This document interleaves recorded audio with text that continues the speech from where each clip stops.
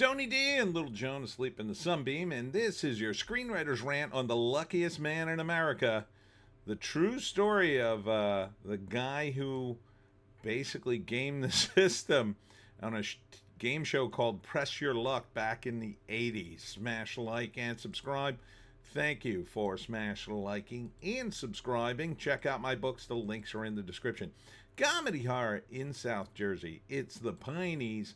Books 1 through 17 available at Amazon.com. Don't forget, Kindle Unlimited is free. I used to watch this show. It's called Press Your Luck, and people would push a button and the lights would go around, and it was sort of like a wheel that you would stop on by pushing the button. And I used to like this show because they had what's called whammies, and if you got a whammy, you lost all your money. So people would say, no whammies, no whammies. And they had a guy dressed as the whammy, a character. He'd come out, and they'd be like, wah, wah. There's Johnny Knoxville is in it for some reason. And I was reading about this movie and the true story online, and it seems to follow it pretty closely. Apparently, this was in development with Bill Murray at one point, but they never made it. April 4th in theaters. Let's see. There was some credits here. I don't know if I can get to them. Anyhow, it follows this guy who basically watched the show so much he realized there was a pattern.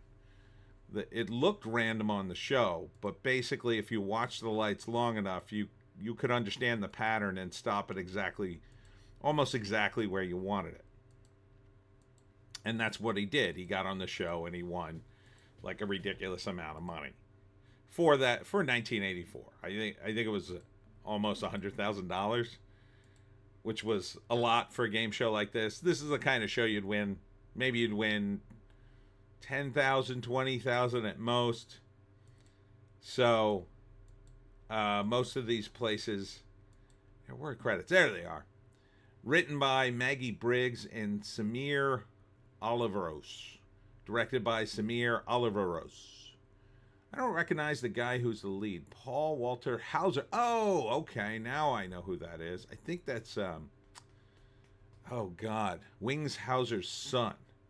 Walter Goggins, I definitely know. He's the game show host. So, and then Johnny Knoxville is in there somewhere with Johnny Knoxville. And Macy Williams makes an appearance. I don't remember seeing her in there. From Game of Thrones. Huh. I wonder if she plays his girlfriend. So anyway, the 3-act breakdown is first act. He watches the show. He's kind of a scam artist. I don't know what they're gonna. Maybe they'll portray him as an ice cream truck driver who just really wanted to win at the show. But either way, he comes to the game, gets on the show, and then second act, he's winning the show. And the producers realize, oh my God, this guy must be cheating somehow. We've never paid out this kind of money. So then they try to intimidate him using one of their staff. They turn up the lights. They do everything they can to distract him. Eventually, I think the show ran out of time, if I'm remembering correctly, because I vaguely remember some of this back in the 80s. I think they ran out of time and had to bring him back. But, or maybe he just won a bunch of money and left. And he won some, oh, there's Maisie. I think that's Macy Williams. Macy. I think that's her.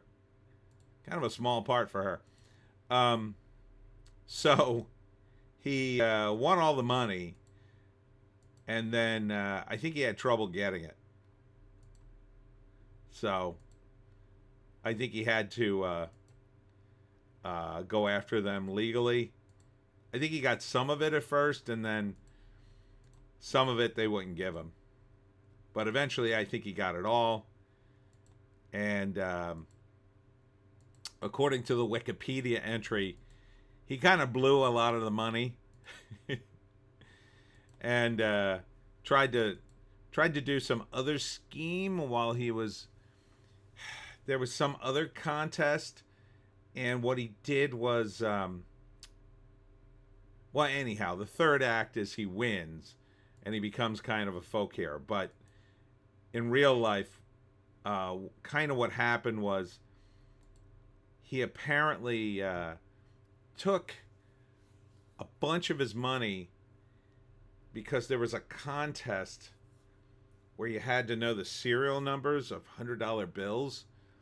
So he took them all out of this one bank where I guess he knew the whoever was throwing the contest would use, memorized all the serial numbers or wrote them all down, and then put them back, and then tried to win the contest or something. But they ended up, he had so much cash on hand, somebody got wind of it and then robbed him of, I think, $50,000. Eventually, he apparently pulled some sort of Ponzi scheme for lots of money back in the late 90s. He moved to Florida, and then I think he died of cancer or something. So, kind of a weird story. But he did just watch the show long enough to see the patterns, which I thought was funny. It was supposed to be random, but it really wasn't. So really, that's on the game show. But it just goes to show you, you know, people really want to win money, and they'll do just about anything to do it. You know, there have been other cases like that, and really, I think he won it fair and square. You know, he didn't rig the machine. How could you even cheat in a game like this? You're just pushing a button. You can't cheat. If anything, the game show could cheat. The game show could easily cheat, right? They could just say, "Oh, we'll just make it land here. Well, we'll let him win like $10,000, and if he pushes his luck, he goes broke on the fourth spin or something." Like, I'm shocked they didn't think of that back then. I mean, back in the 80s, they had that technology. Sure, they did. You could have sat backstage with a knob and twisted it all you wanted and landed the thing on the, you know, wherever you wanted. How would anybody know? Is there a gaming commission that checks game shows? I mean, maybe there is. You know, and they had, it's not like they didn't have technology back then. This is 1984. They had technology to randomize things. They had slot machines. I lived in the 80s. Trust me, they had it. They had computers. A computer could have done it. Yeah. But I guess they had some sort of mechanical device, which would have done the same pattern over and over again. So, would I watch this? I might. I mean, I like Walton Goggins. Not sure what Johnny Knoxville adds or Macy Williams, but it's kind of an interesting story. Although I just kind of read the Wikipedia entry, so I kind of know how it ends. I assume, like, the movie kind of ends with that credit roll talking about how he died and ended up in another scam. But he did become sort of a folk hero at that time. Let's see if there's a write-up here. Haley Bennett is also in it.